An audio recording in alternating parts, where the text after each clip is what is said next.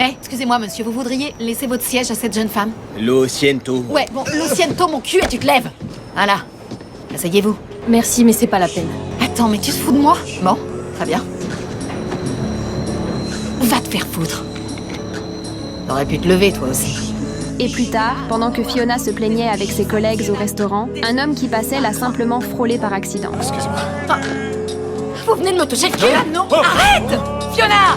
Finalement, il a fallu que les autres clients s'y mettent pour la retenir et mettre fin à cette scène. Ses collègues n'en pouvaient plus et lui ont conseillé d'aller faire de la boxe, histoire de canaliser toute cette violence qui n'avait nulle part où aller. Fiona était restée silencieuse, se demandant même si elle était vraiment devenue quelqu'un d'explosif. Après une journée entière à ruminer, Fiona est allée se confier à son petit ami. Mais ce qui l'attendait derrière la porte était encore pire. C'est une autre femme qui lui a ouvert. Qu'est-ce qui se passe?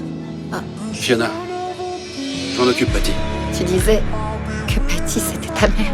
Y a erreur, je suis sa femme. Et au moment précis où un enfant est apparu, son monde s'est complètement effondré. Elle s'est sentie comme une immense blague, trompée, manipulée, trahie. Une vague de chagrin et de colère l'a submergée. Pourquoi tu pouvais pas me dire que t'étais mariée? On reste ensemble pour le petit. Oh merde, t'es qu'un enfoiré. Fiona, écoute-moi une minute. Enlève tes foutues C'est mains. pas ça, Fiona. Enlève tes foutues mains. Non. Enlève tes foutues mains de ma voiture.